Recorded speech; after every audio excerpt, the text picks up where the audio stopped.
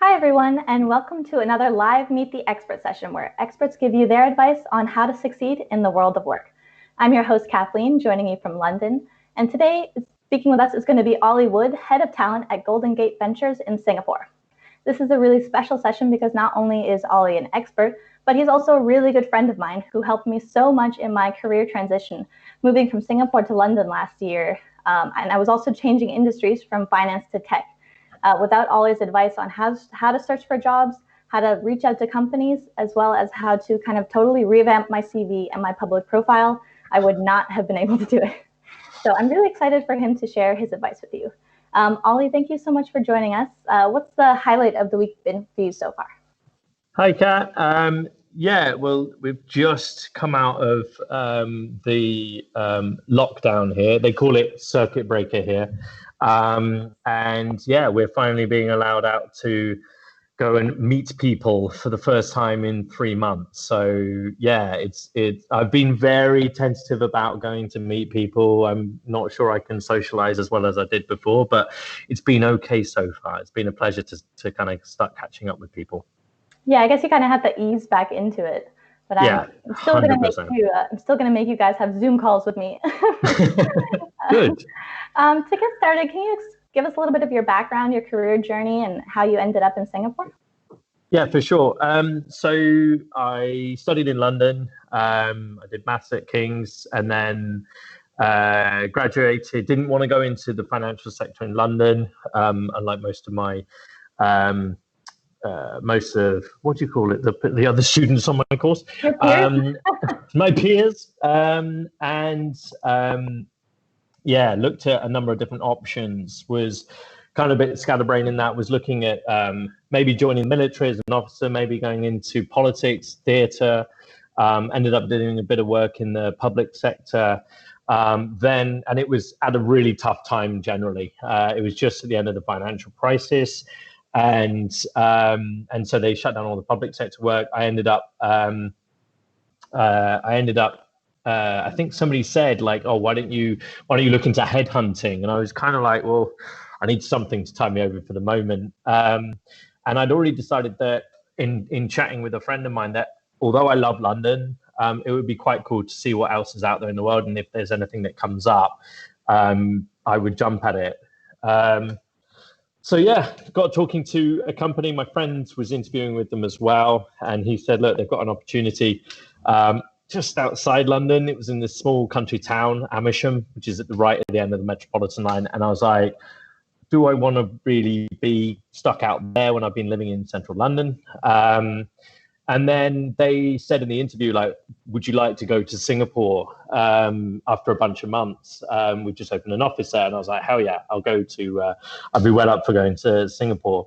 So I was going to just lump it, stay in the countryside. And then after about after about 5 weeks, they were like, actually, can you go out earlier? So then I was like, yes, please get me out of here, and went out to Singapore.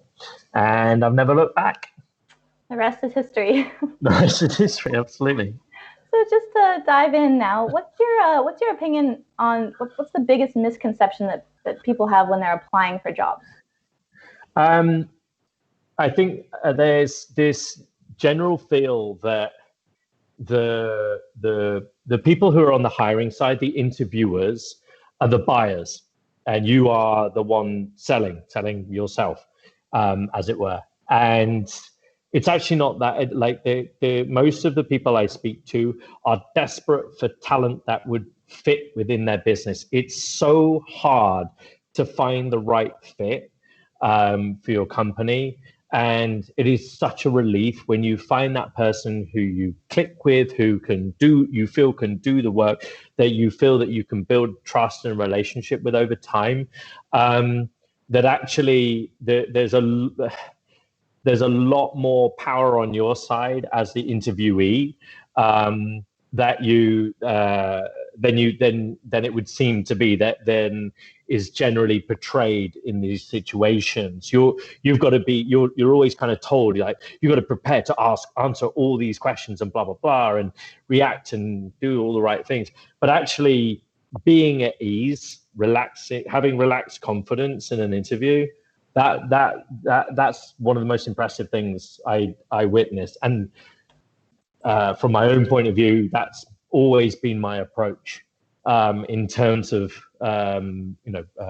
interviewing myself when I'm going to interview for other companies or whatever, is just that relaxed confidence and not worrying about what you're going to be asked. So interviewing them rather than feeling that you're the one being interviewed.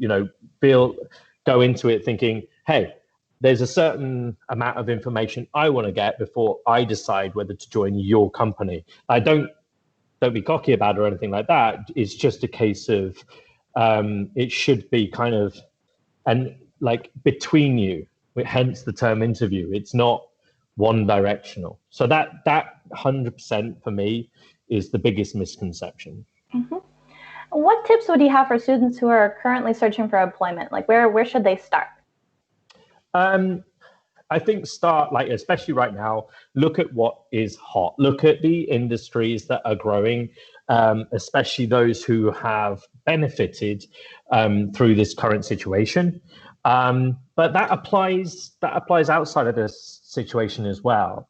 Look at where look at the industries which are receiving investment. Look at those companies that are always going to be, whether or not this happens, they're always going to be hiring. Those companies that have a longer term view. Those are the places that are still going to have enough money to confidently hire you. That's not to say you shouldn't look at other options as well. This is just a case of, if you follow where the people who have the money to spend right now are, those are the places that are worth kind of taking a look at. Then it's a case of researching them, looking into what they look for, what they're doing at the moment, where your skills might apply. Look for people, go on to social media or speak to your friends and find out anyone that you can find as a touch point.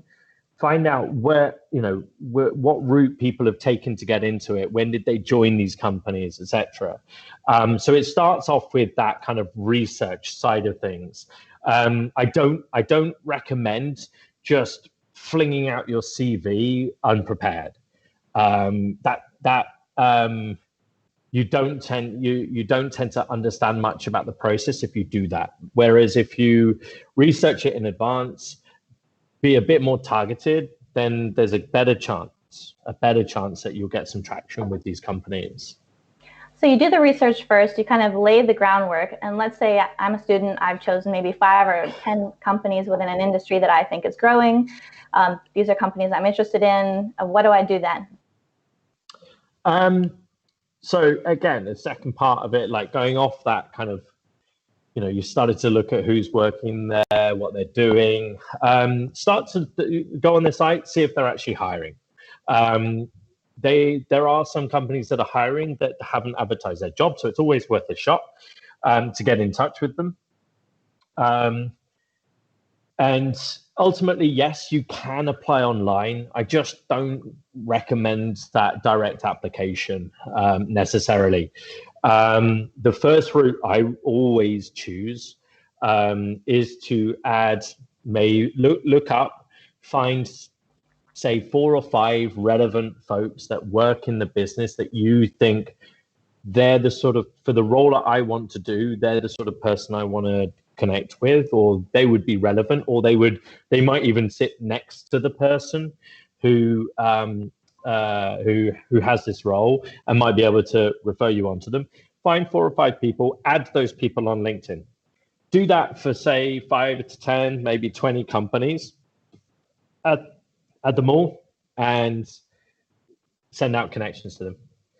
You will get no response from a bunch of people, fine. But there's a lot of people who will accept your LinkedIn connection, and you've barely had to say anything.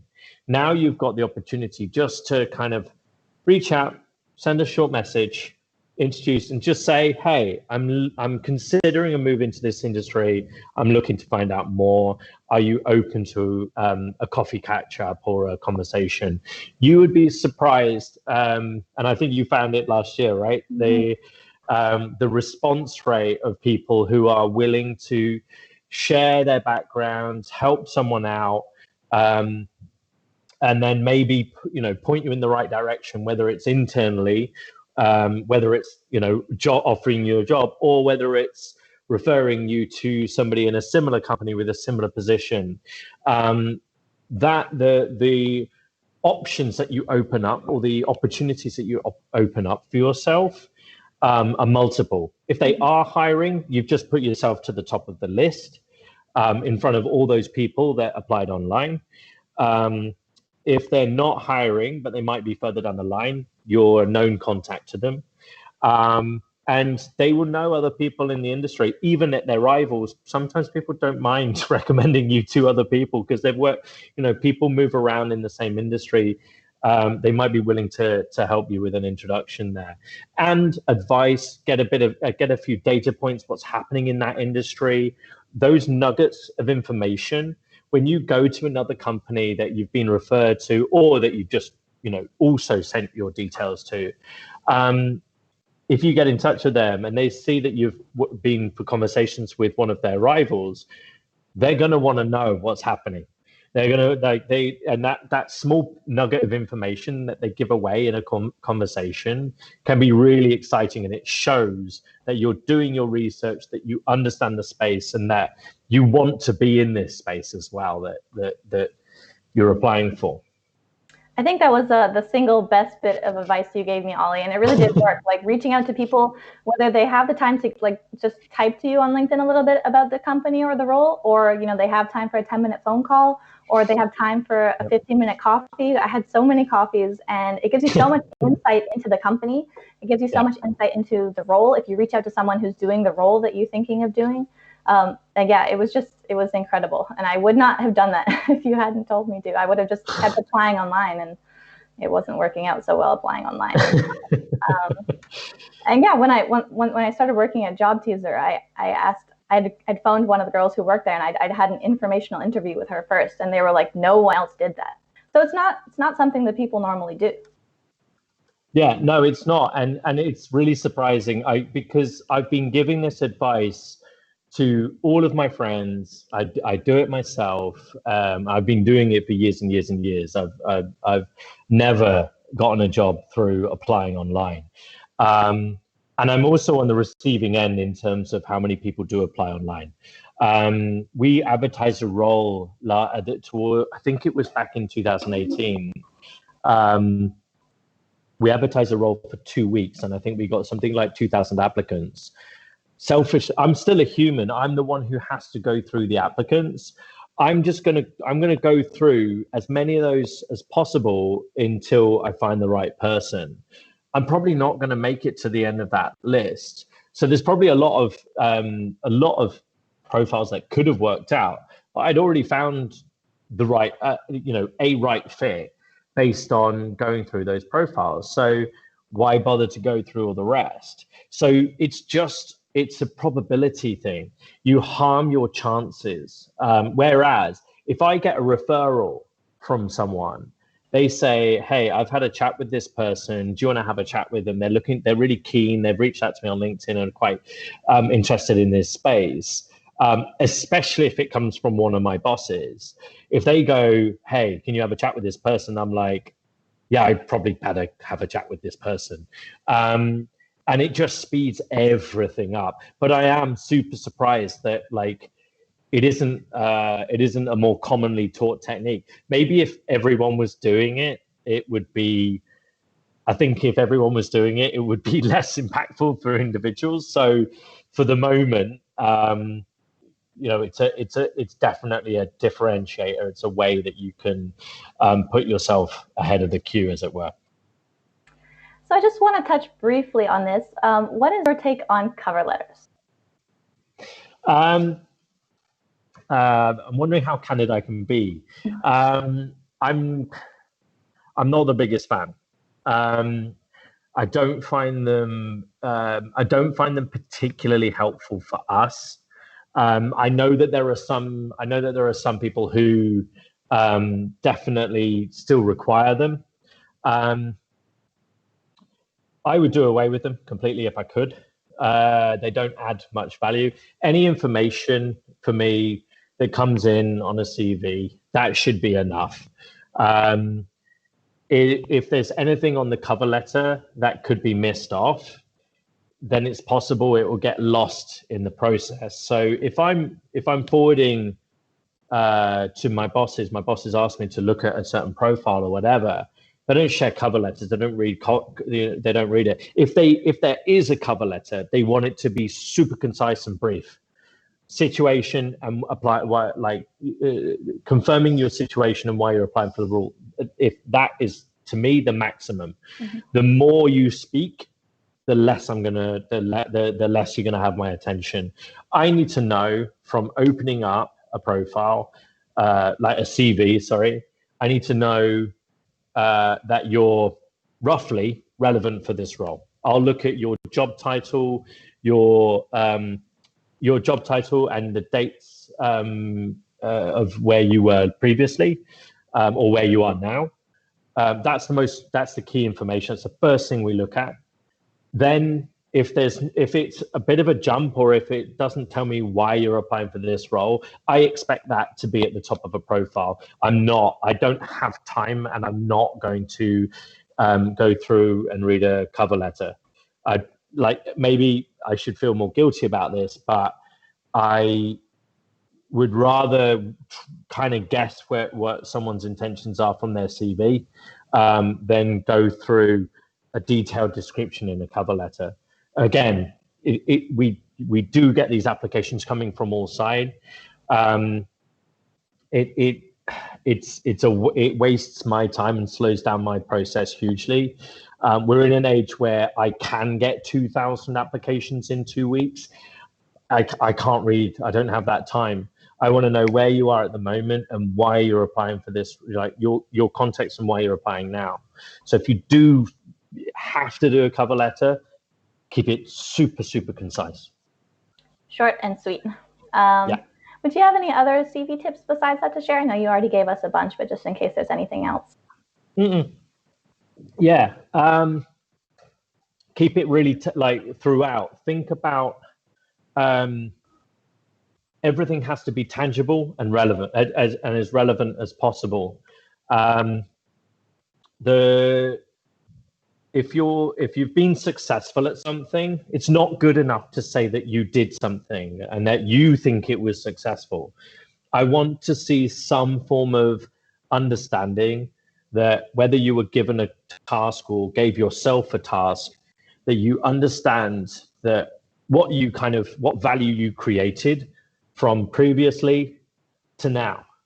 So often, say we have some people who are like account managers, might apply for roles, and they're kind of like, well, I don't make sales. They're not necessarily good at creating new sales. They're good at looking after existing sales. So they're like, well, I don't get numbers against me in terms of new sales. What's my achievement? Well, you managed to keep the person. You managed to maybe sell more to them, or you managed to improve the service that was going out to them, or the efficiencies, or the amount of spend that the company has put into that. Think about why does your boss think you've done a good job? How would they measure it? Not how you would measure it necessarily, or measure yourself, because that's quite tricky to do. But how would your boss measure you? When does your boss pat you on the back and say you've done a good job? Think of those moments and think, what was it I did tangibly for the business that meant I was able to kind of succeed? So that, and this is more of a bugbear from me, and it's related. Don't use description words for yourself. Don't try and don't rate yourself. The bar charts where it's like, I'm a 4 out of 5 in this, I'm 6 out of 10 communications.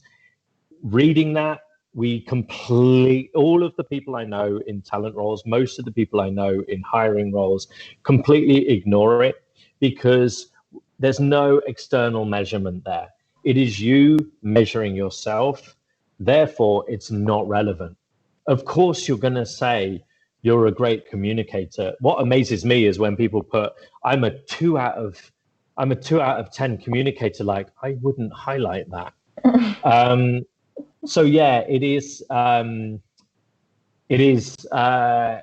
frustrating when people, and I was 100% guilty of it. I used to say I'm a strong this or an excellent that. It just has zero meaning. Translate what that means, what that demonstrably means in written language. So say you've got strong leadership skills. How do you know? What are the things that you are able to do that demonstrate that you in a leadership role compared to others is able to complete something? And that's hard to do. And it might be that you need to ask other people what it is that does it. But when somebody says to me, I had a team of 5 people, we grew it up to 10, we were able to deliver X, Y, and Z project. I looked after the people in their difficult times or whatever. Obviously, maybe more business-like language, but essentially, if someone's describing those things to me, that's far more impressive than somebody just saying, I'm a great leader. Because I promise you, and most hiring managers do ignore that when people say about themselves that they're a good thing. So those are a couple of the bits and pieces. Yeah, that's really good advice. I guess even when you're looking at kind of some of the online templates of things, you see these kind of really wordy descriptions. And I remember you looking through my CV being like, what does it mean though? Like, it doesn't mean anything. Like, it's just a long sentence. Right. Yeah. So what advice would you have to recent graduates who would like to work abroad? Good question. I think do it if you can. If you've got the opportunity, my feeling is it's much less scary. I think a lot of people put barriers in front of them to say, it's going to be so difficult doing it. And I certainly had that feeling. In the build up to coming out to Singapore, I thought everything was going to go wrong. I was never going to get my visa, that, it was going to be difficult to relate to people out here, that, they're so crazy overeducated in Singapore, they top the world leagues, that I was going to get found out. There was all sorts of those little things. And then as soon as I did it and jumped in, I realized that I was worrying about not much.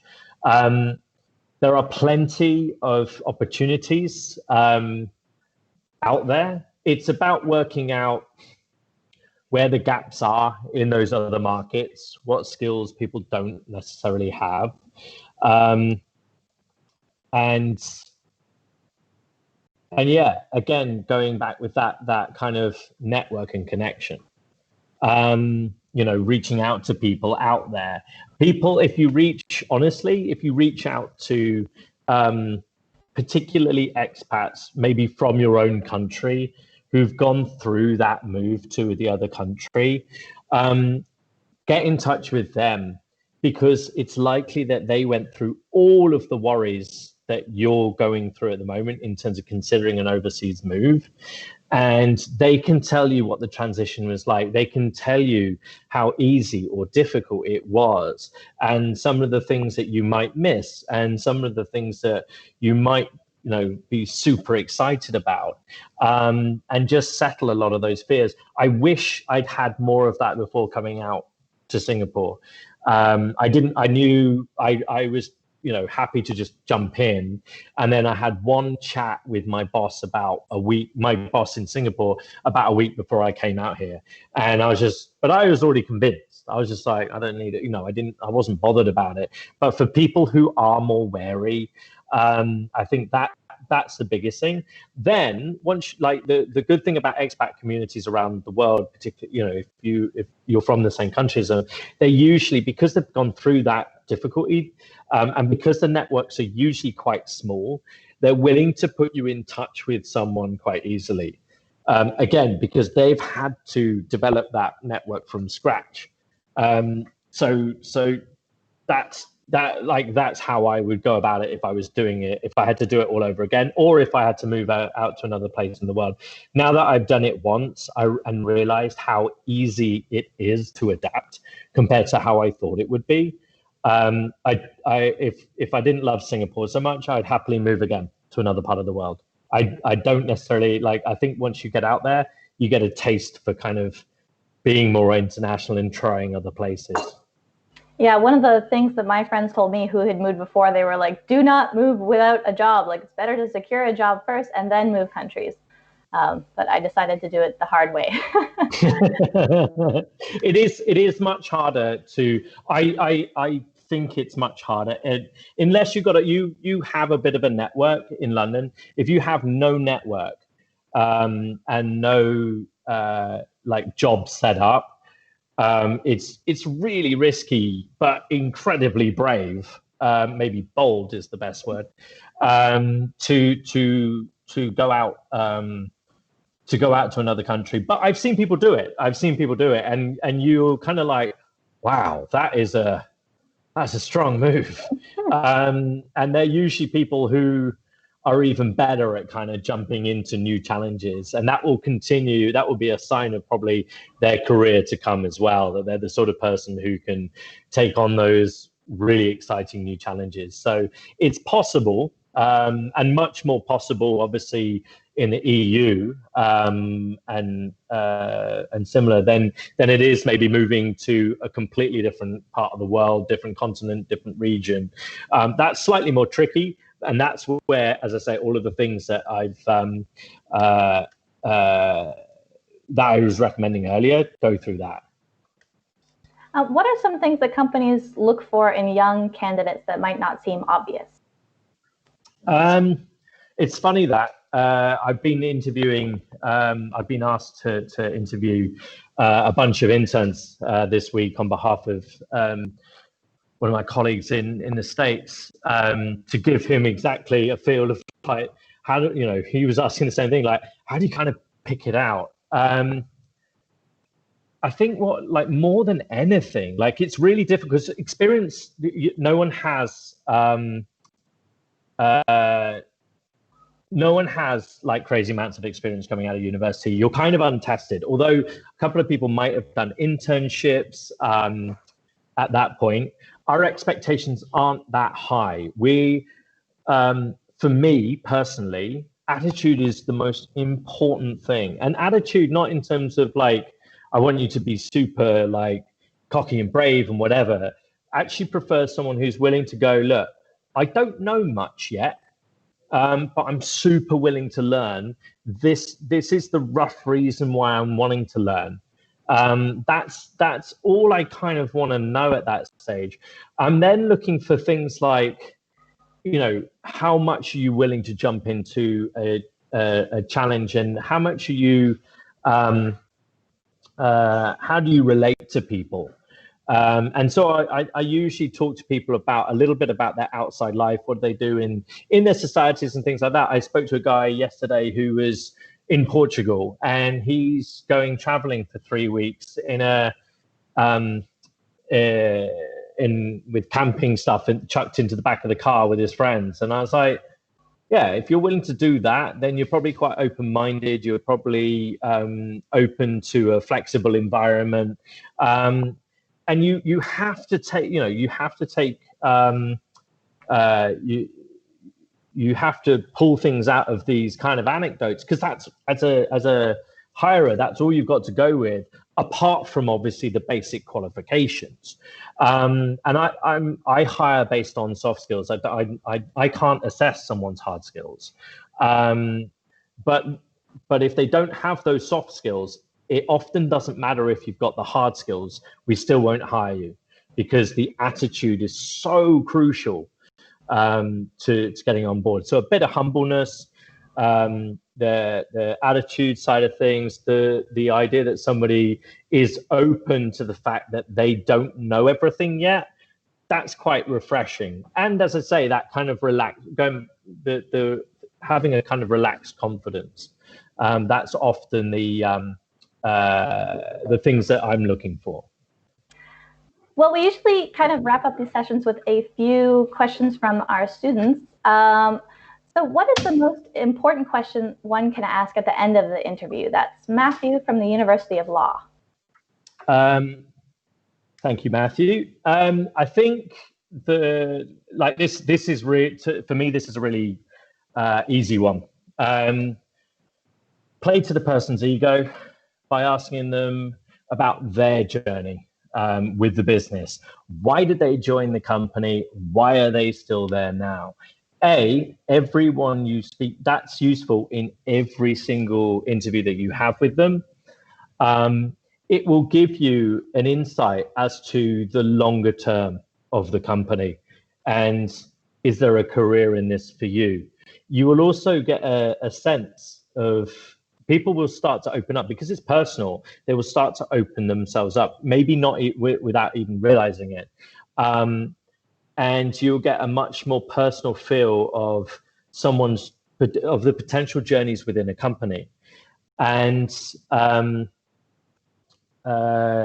it also, frankly speaking, it plays to their ego. People love talking about themselves in most cases, and this will play to their ego. The flip side is, if they're not being revealing, if it feels like they're not opening up to you, then there's probably a problem. And so it's a really good way to learn what it's really like, as I said, to understand how open and honest the people are going to be with you, to find out the potential career routes.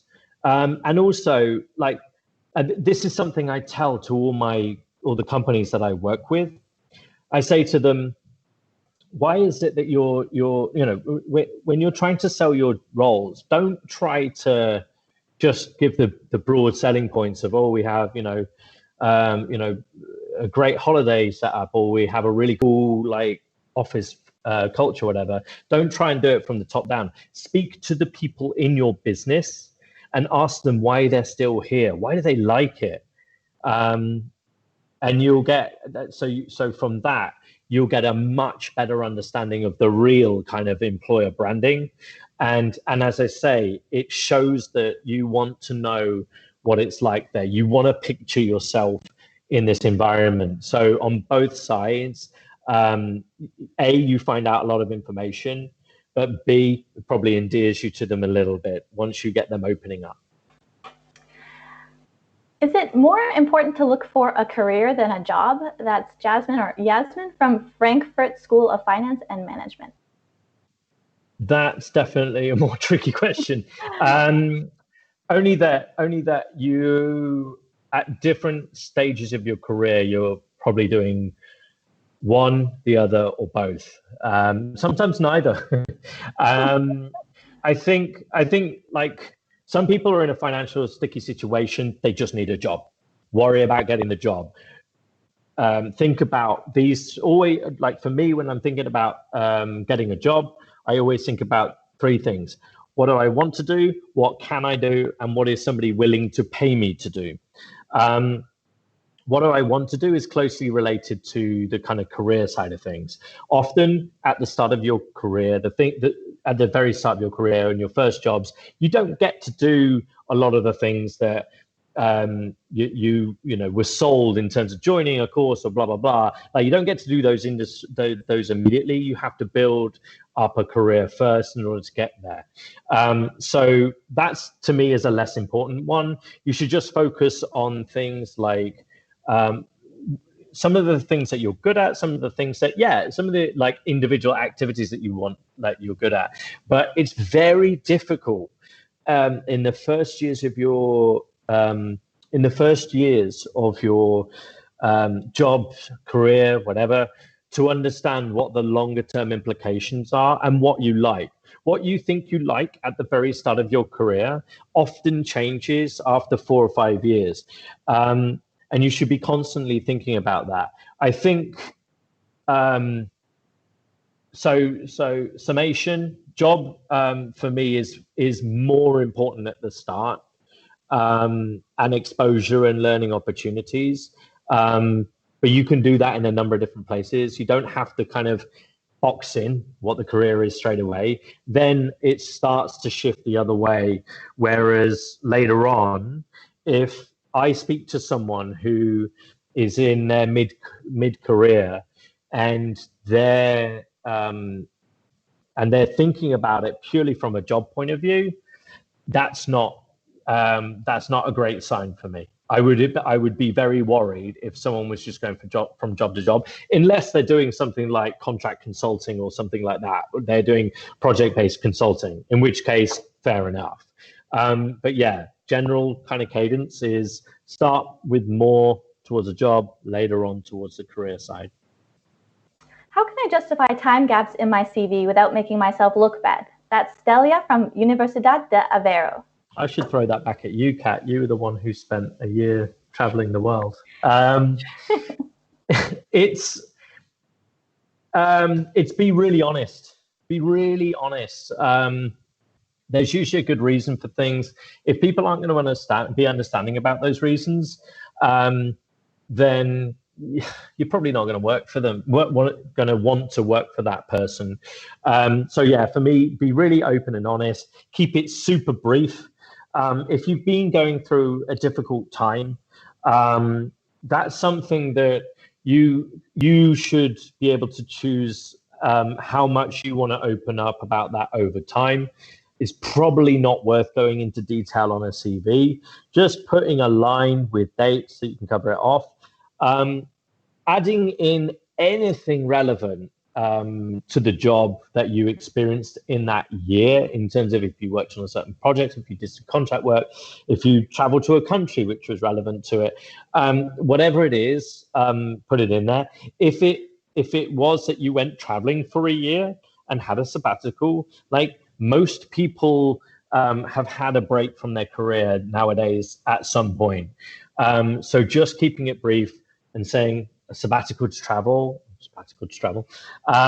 is fine, as long as at the top of the profile, the top of the CV or in a cover letter, but I prefer at the top of the CV, there's a very quick summation of the context.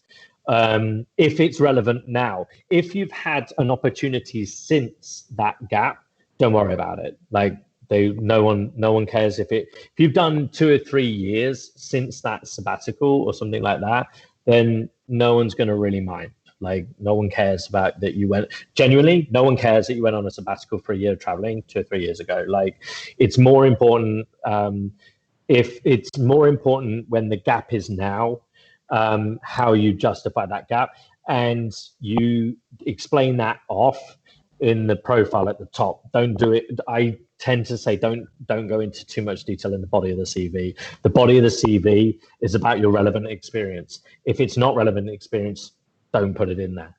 As I say, put it in the top. Perfect. Well, I think that is a wrap, Ollie. I won't take up any more of your time. Thank you so much for sharing your advice with us. I'm sure the students will really appreciate it and be able to use it. Until the next time and the next Meet the Expert, I'll see everyone again. Bye. Cheers, Kat. All right. Bye-bye. Bye.